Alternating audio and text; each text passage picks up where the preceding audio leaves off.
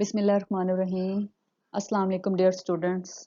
I'm Ruxana Khan, your chemistry teacher. I hope you and your family are in good health and are safe from this pandemic. Dear students, our today's topic is electron affinity. First of all, we will discuss meaning of electron affinity. As you know, electron affinity is a combination of two words, electron and affinity. The meaning of affinity is attraction or love. So electron affinity is attraction of nucleus for incoming electron or love for electron. Now its definition. Electron affinity is the energy released or absorbed when an electron is added to valence shell of isolated gaseous atom to form gaseous negative ion. For example, when fluorine atom accepts one electron, it forms fluoride ion and the energy released is equal to minus 337 kilojoule per mole. Since energy is released when electronegative elements or non-metals absorb first electron, so electron affinity in such cases is expressed in negative figures. तो electron affinity क्या है? जब किसी भी isolated atom जो कि gaseous form में है उसमें कोई भी इलेक्ट्रॉन ऐड होगा तो जो एनर्जी रिलीज होगी ये एब्जॉर्ब होगी, उसको इलेक्ट्रॉन अफिनिटी कहते हैं। 9th-10th में आपने मोस्टली यहाँ पे वर्ड पढ़ा होगा, it is the amount of energy released. लेकिन अब आप चूंकि एफएससी में आ चुके हैं तो ये डेफिनेशन जो है ये थोड़ी मॉडिफाई हो गई है और आपको थोड़ी हाई लेवल की डेफिनेशन बताई जा रही है। यहाँ पे एनर्जी रिलीज भी होती है इलेक्ट्रॉन अफिनिटी में और एब्जॉर्ब भी होती है जब इलेक्ट्रॉन किसी भी आइसोलेटेड एटम के वैलेंस शेल में ऐड होगा और नेगेटिव आयन बनेगा। इस एग्जांपल में चूंकि एक इलेक्ट्रॉन ऐड हो रहा है फ्लोरीन में और फ्लोराइड आयन बन रहा है तो जो एनर्जी रिलीज हो रही है उसकी अमाउंट दी गई है वो है माइनस 337 किलो जूल पर मोल। सो जो एनर्जी रिलीज होती है हमेशा उसके साथ नेगेटिव साइन आता है, तो इसलिए यहाँ पे नेगेटिव साइन आया है 337 के साथ। तो ये जो प्रॉपर्टी है इलेक्ट्रॉन अफिनिटी मोस्टली ये नॉन मेटल्स की है। तो नॉन मेटल्स जो हैं उनके पास मोस्टली 5 से ज़्यादा 4 या 5 से ज़्यादा इलेक्ट्रॉन होते हैं, तो उनकी ख्वाहिश होती है कि जितने इलेक्ट्रॉन्स की कमी है उनमें वो इलेक्ट्रॉन उनमें ऐड हो जाएं और उनका ऑक्टेट कंप्लीट हो जाए। तो ये प्रॉपर्टी जो है ये मोस्टली नॉन मेटल्स की है और मेटल्स बहुत कम होती हैं जो इलेक्ट्रॉन गेन करना चाहती हैं, मोस्टली वो रिलीज करती हैं। अब यहाँ पे एक इम्पॉर्टेंट शॉर्ट क्वेश्चन है, why the second value of electron affinity of an element is usually shown with a positive sign। इसका मतलब ये है कि किसी भी एलिमेंट की जो पहली वैल्यू होगी इलेक्ट्रॉन अफिनिटी की वो तो हमेशा नेगेटिव वैल्यू होगी, लेकिन जब उसी एटम में आप एक और इलेक्ट्रॉन ऐड करवाना चाहेंगे तो जो सेकंड वैल्यू इलेक्ट्रॉन अफिनिटी की होगी उसका पॉजिटिव साइन होगा। तो ऐसा क्यों होता है, इसका आंसर देखते हैं।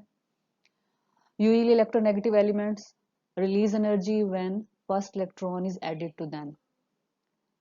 जब फर्स्ट इलेक्ट्रॉन किसी भी इलेक्ट्रोनेगेटिव एलिमेंट में ऐड होगा तो एनर्जी रिलीज होती है, क्योंकि वो इलेक्ट्रॉन क्यों ऐड हुआ, क्योंकि न्यूक्लियस चाहता था, तो जहां भी अट्रैक्शन होगी वहां एनर्जी रिलीज होती है। लेकिन जब सेकंड इलेक्ट्रॉन ऐड करवाना चाहेंगे उसी आयन में, उसी यूनि नेगेटिव आयन में, तो जो इनकमिंग इलेक्ट्रॉन है, जो दूसरा इलेक्ट्रॉन अंदर आना चाह रहा है वैलेंस शेल में, उसको ऑलरेडी जो इलेक्ट्रॉन प्रेजेंट हैं वो रिपेल करेंगे। तो लेकिन उसने फिर भी अंदर आना है वैलेंस शेल में, तो इसके लिए क्या होगा, हमें एनर्जी अब्जॉर्ब करवाना पड़ेगी, तब वो जो है इलेक्ट्रॉन ऐड होगा और इस रिपल्शन को, जो ऑलरेडी प्रेजेंट इलेक्ट्रॉन है जो उसको रिपेल कर रहे थे, उसको ओवरकम करने के लिए एनर्जी अब्जॉर्ब होगी। इसलिए ये जो प्रोसेस है ये एंडोथर्मिक होगा और इस एनर्जी के साथ पॉजिटिव साइन आएगा। Thus the formation of di-negative ion is endothermic process and usually shown with positive sign। इसकी एग्जांपल है ऑक्सीजन, ऑक्सीजन में जो है हम 2 इलेक्ट्रॉन एंटर करवाते हैं ताकि उसका ऑक्टेट कंप्लीट हो जाए। तो स्टेप बाय स्टेप दोनों इलेक्ट्रॉन ऐड होंगे। ऑक्सीजन में पहला इलेक्ट्रॉन ऐड होगा और ओ नेगेटिव यानी यूनी नेगेटिव आयन बनेगा। फर्स्ट इलेक्ट्रॉन अफिनिटी EA1 जो है वो है -141 किलो जॉल पर मोल। इस यूनी नेगेटिव आयन में O माइनस में एक और इलेक्ट्रॉन ऐड करवाएंगे तो O2 माइनस बनेगा। और जो सेकेंड वैल्यू इलेक्ट्रॉन अफिनिटी की EA2 it is equal to +780 kilo joule per mole. तो दूसरी वैल्यू जो है उसमें पॉजिटिव साइन है और पहली वैल्यू में माइनस साइन है। तो उम्मीद है आपको ये जो शॉर्ट क्वेश्चन है जो बहुत इंपॉर्टेंट है जो अक्सर पेपर में आता है इसकी समझ आ गई होगी। इसके बाद हम डिस्कस करेंगे फैक्टर्स अफेक्टिंग इलेक्ट्रॉन अफिनिटी। तो जो फैक्टर्स अफेक्ट करते हैं इलेक्ट्रॉन अफिनिटी को वो 4 हैं। सबसे पहले है एटॉमिक साइज। एटॉमिक साइज और इलेक्ट्रॉन अफिनिटी आपस में इनवर्सली प्रोपोर्शनल हैं। अगर एटॉमिक साइज बड़ा होगा तो इलेक्ट्रॉन अफिनिटी कम होगी और अगर एटॉमिक साइज कम होगा तो इलेक्ट्रॉन अफिनिटी ज़्यादा होगी।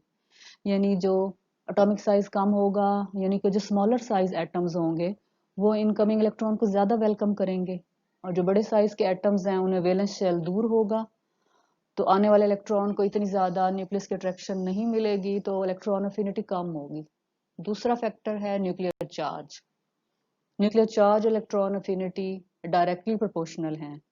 न्यूक्लियर चार्ज जितना ज़्यादा होगा न्यूक्लियस उतना पावरफुल होगा और उतनी उसकी ख्वाहिश होगी कि कोई बाहर से कोई और इलेक्ट्रॉन आए यानी इलेक्ट्रॉन अफिनिटी उतनी ही ज़्यादा होगी।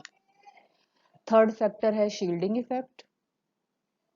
तो शील्डिंग इफेक्ट और इलेक्ट्रॉन अफिनिटी जो हैं ये इनवर्सली प्रोपोर्शनल हैं। शील्डिंग इफेक्ट जितना ज़्यादा होगा तो उसका मतलब है उतने अंदर शेल ज़्यादा होंगे। शेल जितने ज़्यादा होंगे तो फिर वैलेंस शेल उतना ही दूर होगा न्यूक्लियस से। तो अगर वैलेंस शेल न्यूक्लियस से दूर हो तो फिर इलेक्ट्रॉन अफिनिटी कम होती है। सो शील्डिंग इफेक्ट और इलेक्ट्रॉन अफिनिटी इनवर्सली प्रोपोर्शनल है।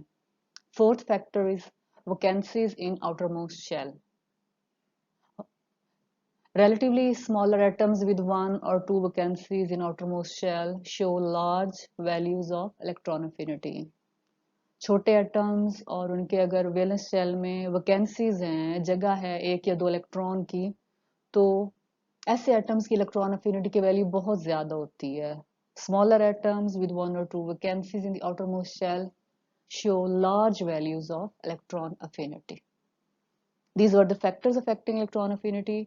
Now we will discuss variation of electron affinity across periodic table. असल में जो टॉपिक हम डिस्कस कर रहे हैं ये हैं periodic properties, periodic trend of physical properties. इसमें डिफरेंट टॉपिक्स आप लोग पहले भी पढ़ चुके हैं। Ionisation energy, atomic radius, ionic radius और उनके ट्रेंड्स पढ़ चुके हैं। आज जो हम इलेक्ट्रॉन अफिनिटी पढ़ रहे हैं तो बेसिकली तो हम इसके ट्रेंड पढ़ना चाह रहे थे। सो variation of electron affinity across periodic table.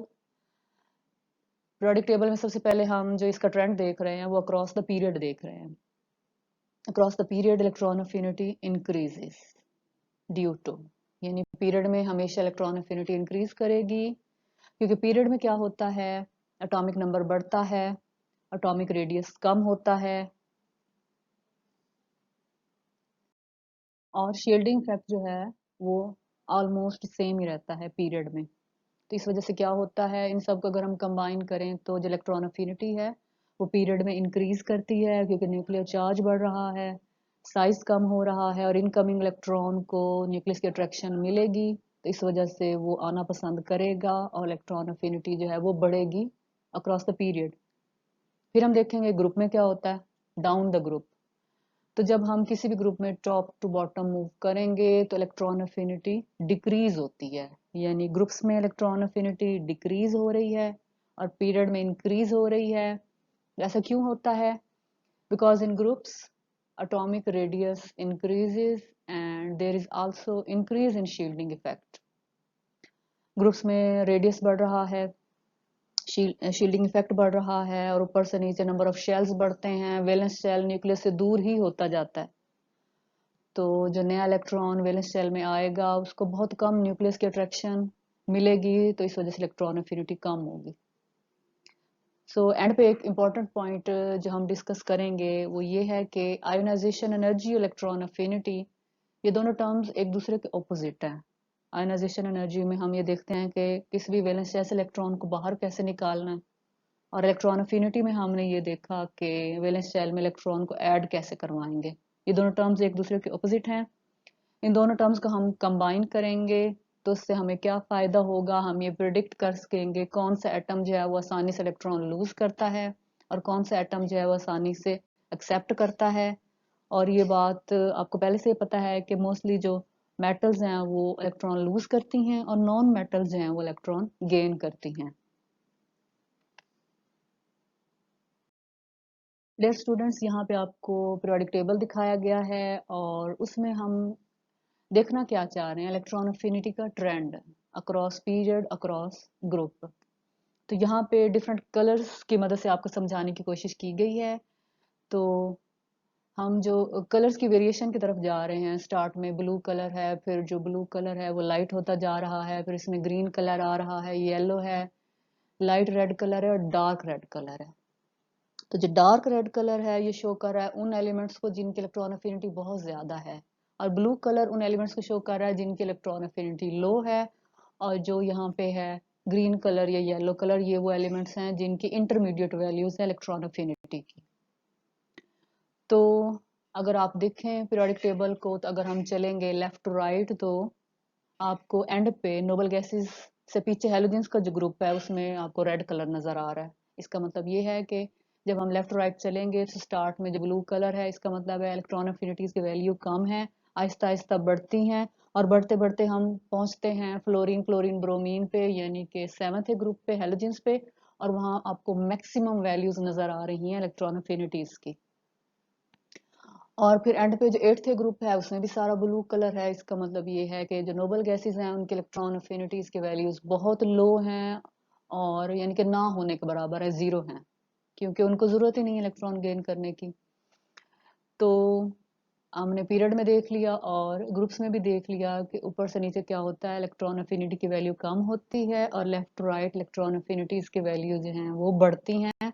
और हाईएस्ट वैल्यूज किस ग्रुप में आपको नजर आ रही हैं, हेलोजेंस के ग्रुप में।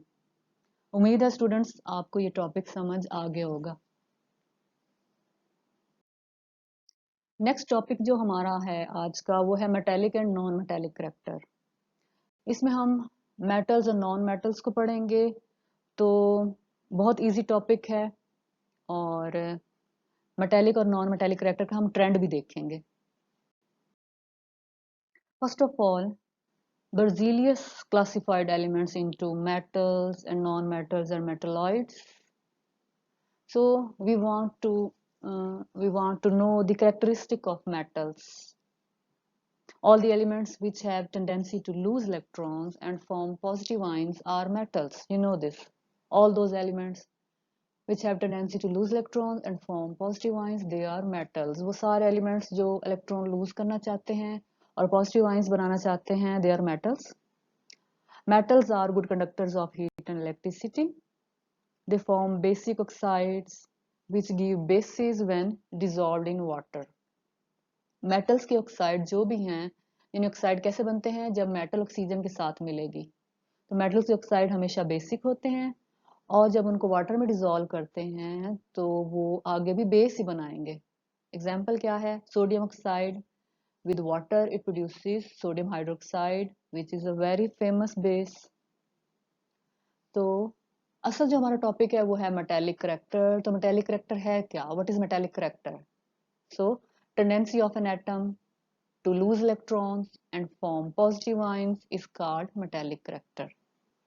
किसी भी एटम में जो टेंडेंसी पाई जाती है इलेक्ट्रॉन लूज करने की और पॉजिटिव आयन बनाने की, उसी का नाम ही है मेटालिक करैक्टर। यानी ये जो मेटल्स को शौक है इलेक्ट्रॉन लूज करने का, तो यही उनका मेटालिक करैक्टर है। So periodic trend of metallic character हम देखना चाह रहे हैं। मेटालिक करैक्टर को पीरियड में क्या होता है और उसको ग्रुप में क्या होता है। सबसे पहले down the group. As it becomes easier to remove electron from bigger size atoms, so metallic character increases from top to bottom because size increases।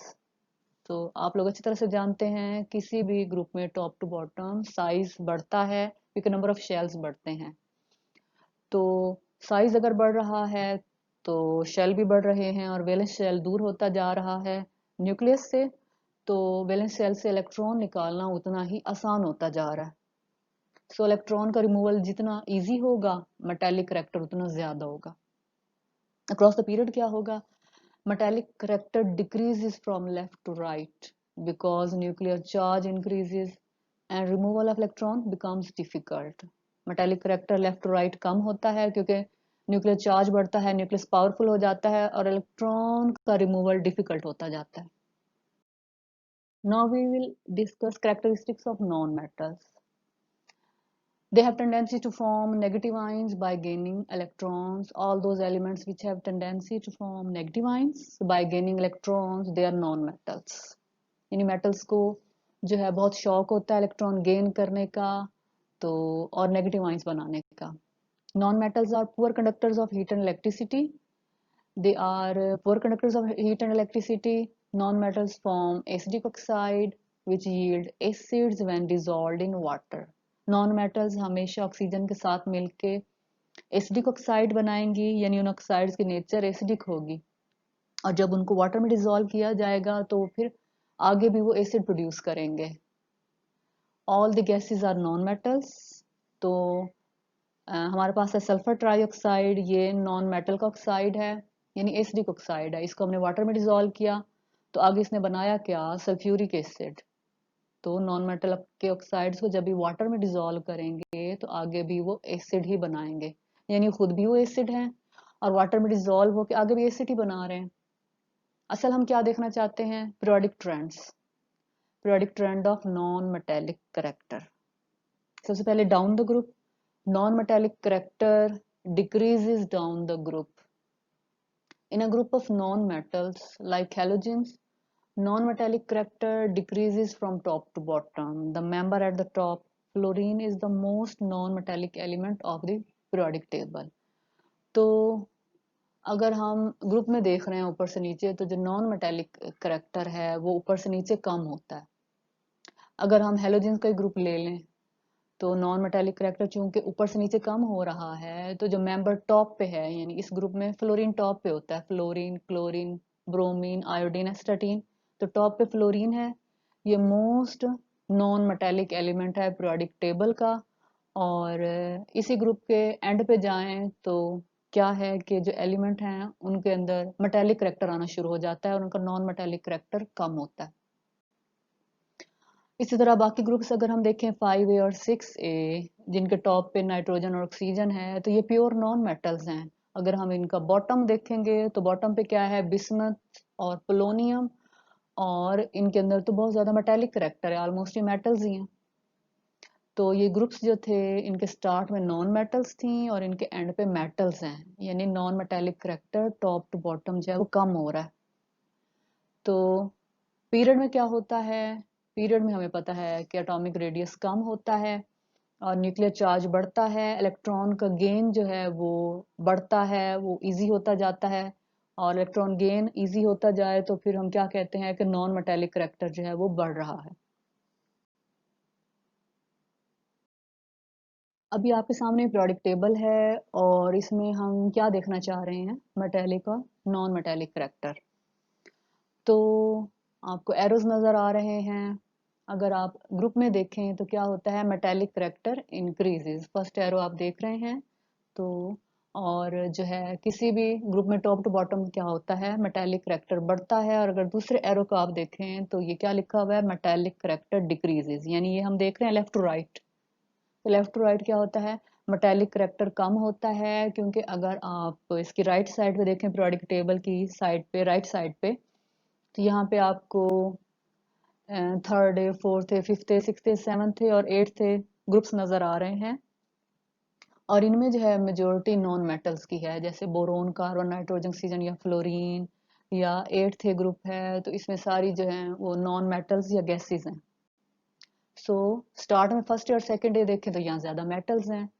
तो क्या है, स्टार्ट में मेटल्स और एंड में नॉन मेटल्स। इसका मतलब क्या हुआ, स्टार्ट में मेटेलिक करेक्टर ज्यादा होता है किसी भी पीरियड में और एंड पे नॉन मेटेलिक करेक्टर ज्यादा है, यानी left to right non metallic character increase कर रहा है। और क्या हो रहा है, मेटेलिक करैक्टर डिक्रीज हो रहा है।